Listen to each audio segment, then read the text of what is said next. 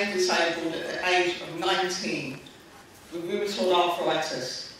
It was no joke in them days. In 1976, 3 months after the birth of my first daughter, and I was living in Tottenham at the time. It was really hard, but people just treated me like I was nothing because I became disabled. And I was very lucky that I had a dad. There's 5 of us, 1 boy and 4 girls, and he brought us up. So when I hear the media talking about black men don't bring up their kids, it really, you know, I get a bit knocked about it because I know he brought us 5 kids up. Even when social services used to come trying to split us up, he was not having it. When Ford used to go on strike, he didn't want us to have free school dinners. He taught me to make my Saturday soup. I taught my girls to make Saturday soup, and I taught my granddaughter to make Saturday soup. You know, he always said, no matter what happens in life, when Mum left, I was 13, and my younger sister, she was only 4. And he always said, no matter what happens in life, to be positive, you know, believe in yourself, and treat people how you like to be treated. So I became disabled. It was a bit like, well, that's life, you know, I just got to get on with it. And it wasn't easy, because after I had my daughter, we was in hospital, St. Anne's in Tottenham, for 11.5 months I was in a hospital. I was in a wheelchair for 6.5 months. They said, you're not going to be able to do this. They wanted to operate on my bent fingers, because it didn't look good. Even at that age, I thought, no man, my fingers may be a bit bent. I wasn't as bent as this. But that's my hand. Why am I going to let them operate? Just so that, because society wants you to look straight, you know? So I'm very thankful for my dad, for everything what I've achieved. After I got my arthritis, there was more things to come. I ended up needing a hip replacement in my early 30s. That was quite strange, because I thought, oh, why do I need a hip replacement? I thought only old people get this illness. But I was soon down Norwich, you know, and dancing down the diesel background. I soon, you know, got the new hip, worked it. So that's how I went through life, you know, just staying positive. Oh gosh, I was about 36, and this was more of a shock than the arthritis. Medication that they gave me, I was buying it. And they said, oh no, Mr. Stuart, you can't have that on the national health. I was like, but the drugs you gave me a stroke. Now I get 2 bottles every month. I only want 7 C's, you know, the good ones. Because I have problems swallowing, because of the arthritis, so I can't take a tablet. And then after that, sadly, I had, in 2010, I was down at Canary Wharf at a meeting. When I came out, I did feel a little bit strange. I didn't really take too much notice. I've been to Primark and got a new jacket. So I was at home, in the mirror, you know, and all of a sudden I got this feeling in the back of my head, and it was like, whoa. And I was standing in front of the mirror, and I literally saw my eye disappear. I'd had an stroke. So I lost my sight, down one side. That was one hell of a shock. And I lost my hearing. When I went to the hospital, I was so scared in there, because I was just terrified, because I've been in hospital for 11.5 months. I see what goes on. I learned a lot of things. But on the 2nd day, I woke up, my sight was back. The doctor was so excited, I just wanted to come out. I was like, tell me to sit down, stroke comfort. Bring my clothes, I'm coming home. They want me to stay, but I didn't want to be no guinea pig.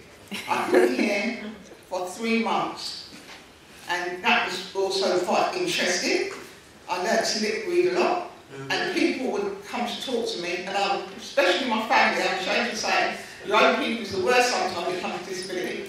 They'd go to talk to me, and my sister would say, don't worry, she's a bit mutt and jet. It's a hermit. And then when my hearing came back, I didn't tell anyone for 2 weeks.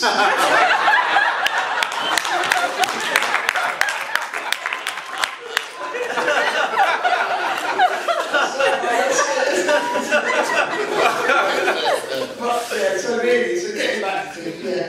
So what I'm really here today to say, if anybody becomes disabled, you know, people a lot of disabled people, you know, nobody knows what's around the corner. All of us will become disabled at some time in our life, but when you get older, there's things you can't do. So always respect about disability. Talk to your children about disability. Excuse me, talk to your children, you know, because they're the next generation. And a lot of older people are quite ignorant about it. A lot of people, there's so many things out there they don't know about. Because as soon as they hear that word disabled, they think, oh, what, that's rubbish, hard, that's stupid. No. So it's up to you to tell your children. I always talk to my granddaughter. She used to come to work with me. I work in an organisation called Real in Jack Dash House in East London. And my granddaughter had been coming to work with me in the school holiday since she was 3 years old. So I wanted her to see all kinds of disability. My youngest client, who was actually a parent, but is a dead 3-month-old baby, and my oldest client is a woman who's 99. When my granddaughter comes to work and sees all these people, she goes, Nanny, I ain't got a leg. She's learning. So now if she saw someone with 2 heads, she'd probably go, oh, he's got 2 heads. And that'd be it. And that's how kids are. But if they hear the big grown-up people going, oh, why you pull our foot, man, mash up, then the kids will think, you know, they'll do the same. So I really, you know, I think it's really important. For me as a disabled person, I often think, what could I do if I didn't get arthritis when I was 19? Now, since I've become disabled, because I'm so outspoken, because of my dad, people have always asked me to talk to people. And because I've had a hip replacement, arthritis, places ask me to talk, vision impairment ask me to talk, deaf people ask me to talk, and I go and I talk about it, and I'm always praising my dad, you know. Now I'm a benefits advisor. I worked in social in Tottenham, Brixton, Waltham Cross, all over when I was younger. And that's quite stressful now because of all the welfare reforms. But there's a lot of benefits, and I've got to say, a lot of black people do not claim for sickle cell, diabetic, lupus, and I can count how many people, and I've got at least 800 clients, at least. But a lot of them don't realise they're entitled to it. I go out anyway, anywhere I go, even when I'm in Spain, Jamaica, I take out my cards and I give them to people. So they will tell you that I'm crazy, but I don't care. You know, it's a small world. It's so important, you know. And I'm also a hate crime champion. That means if somebody has hate crime, or somebody wanted to report to me that they felt they were discriminated against because they was Irish, black, different culture, whatever, that can be reported. I support people to get removed, taxi cars, blue badges, and I'm a poet. And I started doing poetry some years ago.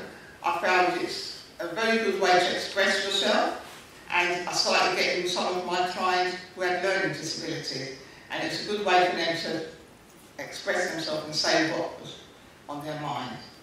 So what I'm going to do now, before they shut me up, I'm going to recite to you a poem that I wrote about 6-7 years ago. I just got so fed up with people going to me, boy, you don't look disabled, you know, it really, and I always used to say, yes, look. And when they see my hands, they go, oh yeah. But it used to go against me in a way, you know, because people think I don't need any support. But I do have support. I have a carer, you know, who comes and puts my wig on in the morning.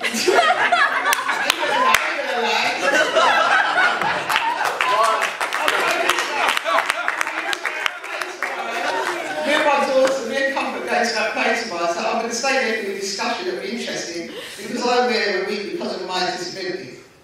Alright, let me do my poem. That's all about this poem is called Ability, and I wrote it because disability is so negative. I'm here to talk about disability. It could happen to you, or you. It happened to me. People get so scared of that word, disabled. I guess it's because they don't want to be labelled. Just because my arms and my hands are bent, it does not mean that I don't have any sense. Yes, my neck is always stiff. And yes, I do get a bit miffed. And you see, sometimes when I'm walking really crooked, people can be so damn wicked. You see me? I just smile because every once in a while I think about how my life could have been, and I think about all of the things that I have seen, and I know that even though I'm ill, I am lucky still. You see, I embrace my disability. It is there for all the world to see. It's how you feel about yourself. I have good family, friends, and wealth. The wealth is life. Life's good to me. I know I still have ability.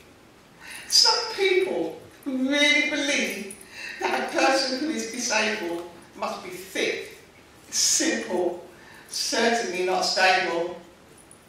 Never judge a book by the cover, especially when you don't even know one another.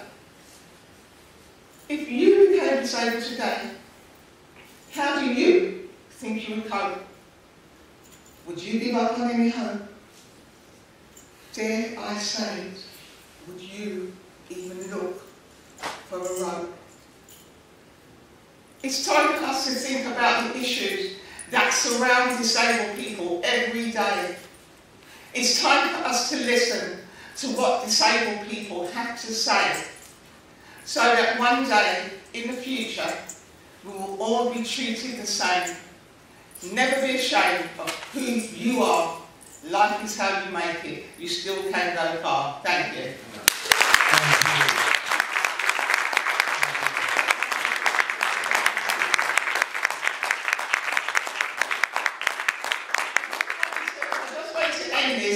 On this note, what my dad said to me one day. He passed away 3 years ago last week, bless him, and I phoned him up in Jamaica like I normally do, and he always used to tell us he loved us sort of thing, but suddenly he just come out and phoned me and went, Babsy, he said, I'm so proud of you.